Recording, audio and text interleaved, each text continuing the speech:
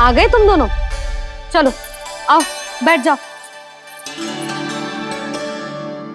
जशोदा जी बता तो दो, सवेरे सवेरे क्यों बुलाया है हम सबको? रुको, इतनी शीघ्रता क्या है? पहले इन बालकों को कुछ खिलाने तो दो। अभी खेलने निकलेंगे ना, पूरी दोपहरी दिखाई ना देंगे।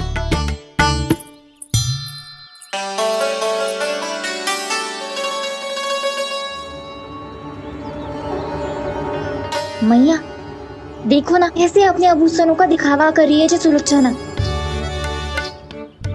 चिंता मत कर बहू, शीघ्र ही हम इससे अधिक आभूषण और इससे अधिक उत्तम वस्त्र पहन के घूमेंगे। ये देखो तुम दोनों के लिए क्या बनाओ है मैंने। पूरे गोकुल में प्रसिद्ध मेरे पेड़े। चलो लो। यशोदा, ये तो बहुत सारे हैं। हाँ जशोदा जी, इतने सारे तो मैं भी ना खा पाऊं। क्यों दृष्टि लगा रही हो सुलक्षणा? बढ़ती आयु के बालक हैं, खाने दो इन्हें। तुम सब कछु मत सुनना, जी भर के खाओ। देखा ना?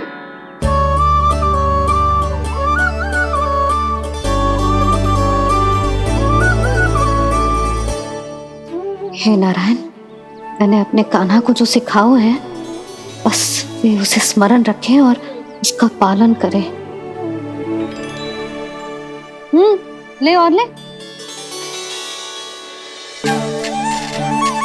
ले ले।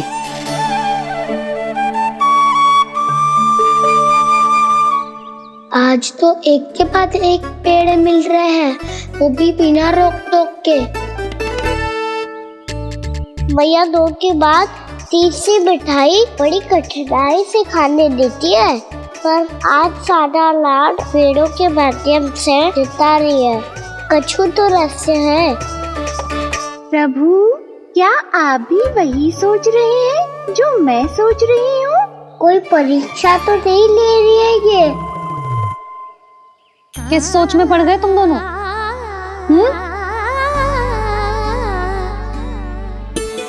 खाओ ना। जब तक पेट और मन दोनों ना भर जाए तब तक खाओ। बस यशोदा, इतना पर्याप्त है। अरे ना जिज्जी, घर के शुद्ध मावा और गुड़ के बने, कितना भी खा ले कोई हानि ना होगी। लो और लो।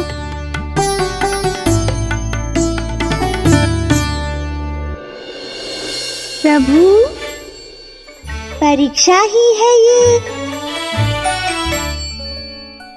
ये तो खाए जा रहा है, कहीं मेरी दी हुई सीख भूल तो ना खाओ, सारा खेल बिगड़ जाएगा। सदैव स्मरण रखियो लल्ला, लोभ बहुत भयानक होता है, बहुत भयंकर। जो एक बार हमारे मन में प्रवेश करके हमें भीतर से ही जकड़ लेता है, इसके कारण हम अधिक से अधिक और अधिक से अधिक पाने की इच्छा करने लगते हैं। क्या हुआ कान्हा, रुक क्यों गए?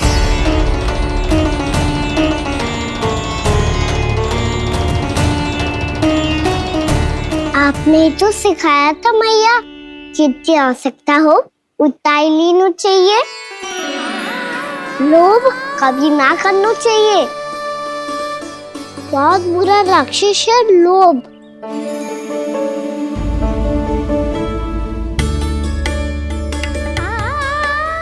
थोड़ा और खाने में कोई बुराई ना है कान्हा, ले ले। ना मैया, लो मैं अधिक खाऊंगा तो फिर पेट पकड़ के बैठना पड़ेगा।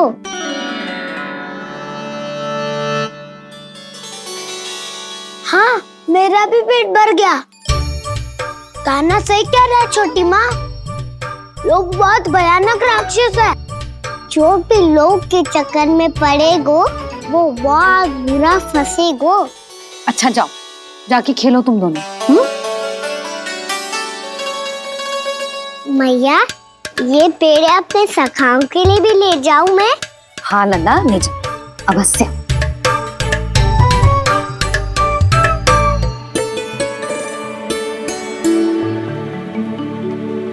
देखो, जो बात इन नन्हे से बालकों को भी समझ में आ रही है, वो तुम सबकी समझ क्यों ना आ रही?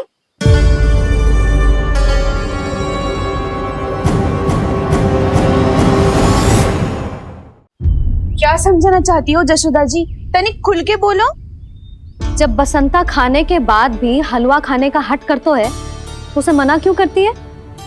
इसीलिए ना, ताकि स्वाद के लोभ में उसका स्वास्थ्य ना बिगड़ जाए। और उज्जवल, जब भरी दोपहरी में बाहर खेलने का हट करतो है तो तू उसे मना क्यों करती है? इसीलिए ना कि खेल के लोभ में उसे लू ना लग जाए। हाँ, और पुराण पढ़ना तो अच्छी बात है ना। तो श्रीदामा जब रात में दीप के प्रकाश में पुराण की कथाएं पढ़ना चाहतो है तो क्यों मना करती है, उसे बता। ताकि कथाओं के लोभ में उसकी दृष्टि खराब ना हो जाए जीजी। तो इसका अर्थ तो यही है ना कि लोभ चाहे पेड़ों का हो, चाहे पुराण की कथाओं का हो, या फिर अधिक धन अर्जित करने का हो, लोभ सदैव हानिकारक ही होता है। जे बात तुम ही सब ना समझोगी तो अपने बालकों को कैसे समझाओगी? बोलो। हम सबकी मैया यहाँ क्यों आई है? डांट पड़ी क्या? चौरी विद्या प्रसारण टोली के बारे में सबको पता चल गो क्या? चिंता के चने चबाना छोड़ो और ये पेड़े खाओ। भीतर और भी गंभीर समस्या पे चर्चा चल रही है। कैसी समस्या? लोग की भयानक राक्षस की समस्या। व्यापारी जी, नंद जी ने कल सभा बुलाई थी और आज रानी यशोदा जी ने सारी स्त्रियों को अपने घर पे बुलाया है। तो आपको नहीं लगता कि हमें कुछ करना चाहिए? करना तो चाहिए गुप्तचर। सबसे पहले हमें हाट जाकर गोकुल वासियों की प्रतीक्षा करनी चाहिए। सूर्यास्त से पहले वो सारे मूर्ख वहां आने वाले हैं, मेरे सामने नारायण के नाम का प्रण लेने। उन्हें चाहे कोई भी कितना भी समझा ले बुझा ले, उससे कोई अंतर नहीं पड़ेगा गुप्तचर। हमारा वास्तविक धन क्या है? दूध, घी, दही, माखन, यही ना? हाँ, तो श्री नारायण की कृपा से तो हमारे पास इसकी कोई कमी ही ना है। तो हम सब तो पहले से ही धनवान हुए ना। तो फिर जे गोधन अपने परिवार और संतान में बांटने के बाद जो भी बचतो है वो तो हाट पे बिखी जातो है ना। तो फिर मथुरा के किसी अपरिचित व्यापारी के साथ माथा फोड़ने की क्या आवश्यकता है? जशोदा जी, हम आपकी और नंदराज की चिंता समझते, पर इसकी कोई आवश्यकता ना है। कुछ उल्टा सीधा नहीं करेंगे हम। विश्वास रखो जशोदा, हम जो कुछ करेंगे समझदारी से करेंगे। लोभ में आके कोई निर्णय नहीं लेंगे हम लोग, है ना? हाँ। अच्छा, अब चलती हूँ। बुलावे की सूचना पाके सब कार्य ऐसे ही छोड़कर आ गई थी।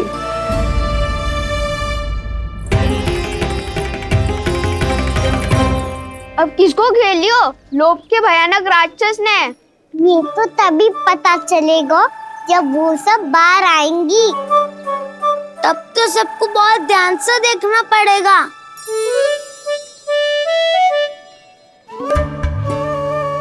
देखना तो पड़ेगा दाऊ, तभी तो पता चलेगा माखन चुराने किसके यहाँ जाना है। नाना,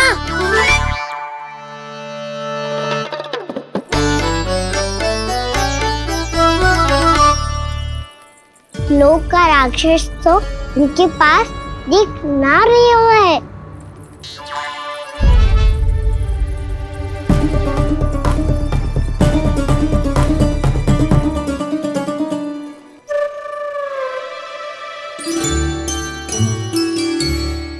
नारायण का बहुत बहुत धन्यवाद। कान्हा, मेरी मैया को घेर रहे है क्या उस राक्षस ने? यशोदा भाभी और नंद भैया कितने चिंतित थे ना। पक्का कछु ना कछु कारण तो अवश्य होगा। हाँ, मुझे भी सच लग रहा है कि धनवान बनने के चक्कर में मैं तनिक ज्यादा ही लोभ में पड़ गई थी। नहीं, बस गए। और मेरी मैया दादी उनका क्या गाना? बहू, सुलक्षणा की जैसे ढेर सारा धन कमाने के चक्कर में लोभ में तो ना आ रहे ना हम। हे नारायण, बहुत कृपा है आपकी। लगता है लोभ का राक्षस किसी को अपनी चपेट में नहीं ले पाया। लेता भी कैसे था? मेरी मैया ने जो समझायो है। क्या लगता है यशोदा, इन्हें समझ आया होगा? आशा तो यही है, और अब भी ना समझी तो फिर तो नारायण भी ना समझा सकते। सुनो, दोपहरी में हम सब मिलेंगे। दोपहरी में? तो क्या तू तब निश्चित करेगो कि आज किसके यहाँ जाना है माखन? आज कोई माखन चोरी नहीं होगी। क्षमा करना राव, भैया के का समझाने के बाद भी जिसके समझ में कछु ना आई होगी उसके घर चोरी तो करनी पड़ेगी आज।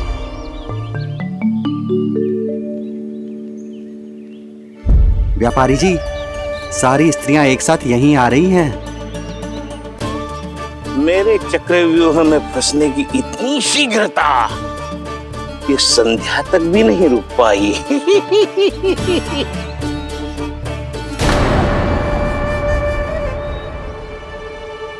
पर ये आपके तरफ ध्यान क्यों नहीं दे रही हैं?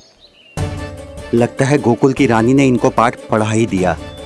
अब आपको ही कुछ करना होगा व्यापारी जी। करूंगा, अपनी चाल सबसे अंत में चलूंगा, किंतु अभी उनके लिए एक घोषणा ही पर्याप्त होगी। तुमने सबको सूचित तो कर दिया है ना कि सबको अग्रिम धनराशि मिलेगी, वो भी दूध, दही, माखन, घी बेचने के बाद नहीं, वो पहले ही मिला करेगी। वो भी केवल एक दिन की नहीं, पूरे सप्ताह की। मैं बिल्कुल सही कह रही थी। जशोदा जी और नंदराज व्यर्थ ही चिंता कर रहे थे। यदि इन व्यापारी जी के मन में कोई मैल होता तुझे अग्रिम धनराशि थोड़ी ना देते। बात तो तुम सही कह रही हो सुलक्षणा।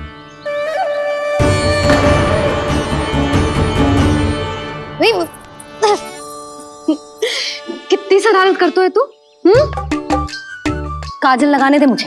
भैया पहले मुकुट लगाओ ना।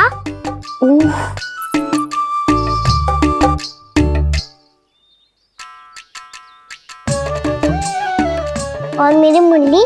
हाँ हाँ रुक जा, ये ले, बस होगा प्रसन्न। भैया मैं ना चाहता मैं इसे फिर से भूल जाऊं, नहीं तो कड़ी धूप में इसे लेने वापस लौटना पड़ता है। चल अब बैठ जा, अब मुझे काजल लगाने दे लेना। भैया इतना सारा काजल मत लगाओ, छोटा सा बालक लगता हूँ मैं।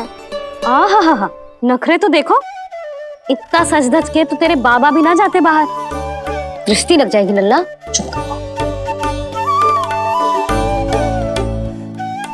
उनको तो आ सकता ही ना है भैया, वो तो गोकुल के राजा है।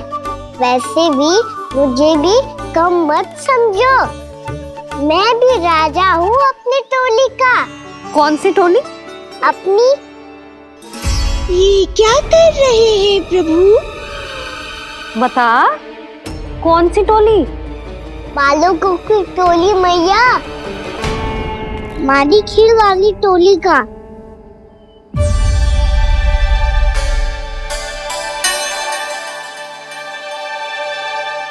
क्या हुआ जी? देखो जी, आप इतनी चिंता मत ही करो। आप गोकुल के राजा हो और जे बालकों की टोली का राजा है, तो मैं भी जसोदा हूँ, मैं कोई कम थोड़ी ना हूँ। मैं भी गोकुल की स्त्रियों की रानी हूँ। मैंने सबको समझाओ है, सब समझ गई हैं। उपनंद भैया से बात करके आ रहा हूँ अभी। पता चलो है कि उस व्यापारी ने अग्रिम राशि का लोभ दिया है सबको। मुझे ना लगता तुम्हारे समझाने का कोई लाभ हो। अभी तो ये सब समझ के गई, बोल के भी गई कि अब उस व्यापारी के फेर में ना फंसेंगी। इतनी शीघ्र पलट गई, इन सब में अपनी बुद्धि ना है क्या? जब कोई विकार मन में बस जाता है ना यशोदा, तो सूझबूझ सब समाप्त हो जाती। तो मुझे ही कच्चू करना पड़ेगा। मैया मैं जाऊं? हाँ तू जा।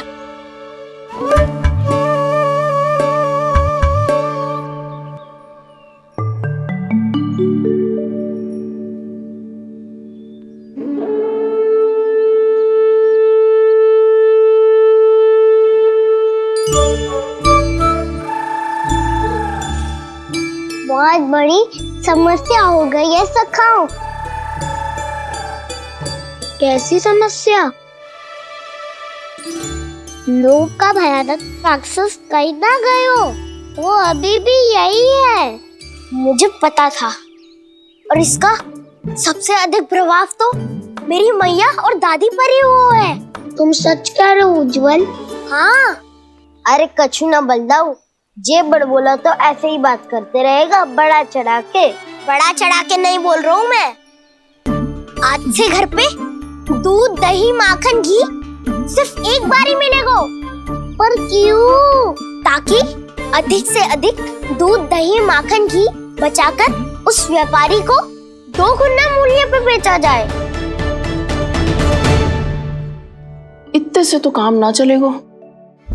उस सुलक्षणा से, और मैं तो कहूँ सुलक्षणा से ही क्यों, पूरे गोकुल में सबसे अधिक धनवान बनना है तो और माखन जमा करना पड़ेगा। हाँ हाँ मैया, लाओ मैं इसे ऊपर रख देती हूँ। चोरी चुपके से खा तो ना जाएगी ना? तेरी घबराहट बता रही है कि घर से निकलने से पहले तूने थोड़ा माखन तो खाया है। सच्ची बोल। ना ना मैया, मैं क्यों माखन खाऊंगी? मैं भी तेरी मैया हूँ लाली, माप के रखो तो मैंने।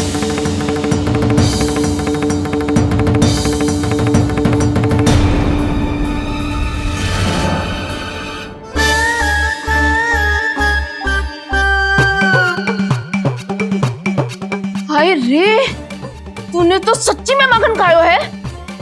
तनिक भी लज्जा ना आई तुझे? असत्य बोलने से पाप लगता है मैया। और जितनी बार आप माखन नाप रही है, उतनी बार डंडी पे लगा माखन आप स्वयं चाट रही है और दोष मुझ पे दे रही है। वो तो बस मैं इसलिए चाट रही थी कहीं व्यर्थ ना जाए। और तेरी जीभ है कि तीखी मिर्ची। एक तो मैया से बहस करती है और चोरी चुपके स्वयं खा के मैया पे दोष भी धरती है। हे नारायण, कैसी बहू दी है मुझे। जा, दूर हो जा मेरे कक्ष से। और माखन के तो आसपास भी दिखने की आवश्यकता ना है। इस चटोरी को तो कोई भरोसा ना है। माखन को तो सुरक्षित स्थान पर रखना पड़ेगा।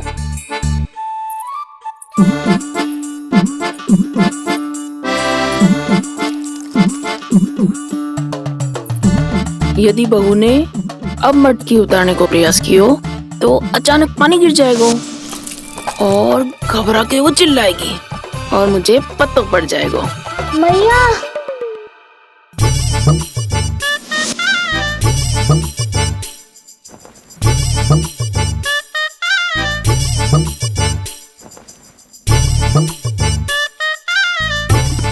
ये माखन तो मैं किसी को छूने भी ना दूंगी, तभी तो बनूंगी धनवान, बहुत धनवान। मैया माखन बेचने कहीं अकेली ना निकल जाए। ये तो पता भी ना चलने देगी कि कितना धन मिलो है। इन्हें अकेली धनवान ना बनने दूंगी मैं भी बनूंगी धनवान, बहुत धनवान। पहले तो जब चाहे तब भरपूर माखन खा सकता था, पर अब दोनों तो ऐसे संभाल के रखती हैं कि जैसे माखन की मटकी ना स्वप्न का कलश हो। मेरे यहाँ भी ऐसा ही हो रहा है। नारायण का बहुत बहुत धन्यवाद। नंद जी और जशोदा जी की बातों में आने से पहले ही सत्य का पता चल गया।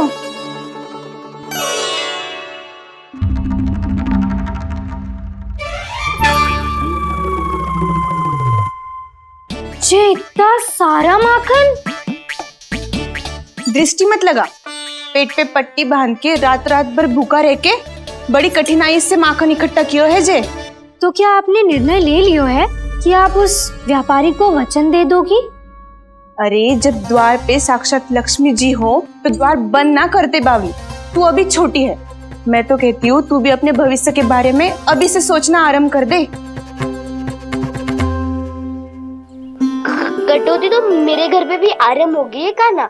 वो मैया ने कहा है ये दूध चाहिए या दही चाहिए या माखन चाहिए, जो भी चाहिए एक ही बार मिलेगा।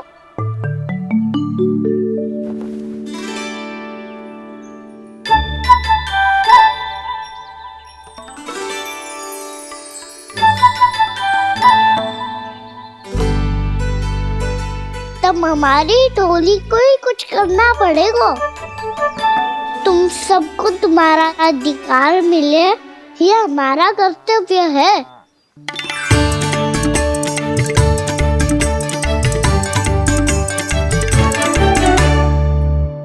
अब हम कछु ना कर सकते यशोदा। यदि अब मैंने उन्हें रोको तो उन्हें लगेगा कि मैं उनसे उनकी उन्नति का अधिकार छीन लूं। दूध दही माखन पे सबसे पहला अधिकार बछड़ों का होता है, फिर घर के बालकों का, और ये अधिकार हमें दिलाना चाहिए, है ना दाऊ? मैं सब समझता हूँ कान्हा, तुम मुझसे इसलिए पूछ रहे हो ताकि तुम माखन चोरी की योजना बना सको, पर मैं तुम्हारा समर्थन नहीं करूँगा। पर दाऊ ना, पिछली बार तुमने ही कहा था ना कि हम ये चोरी केवल वानर महाराज की सहायता के लिए कर रहे हैं। लो, वानर महाराज भी आ गए हमारा साथ देने। आज कोई किसी का साथ नहीं देगा, आज कोई किसी का साथ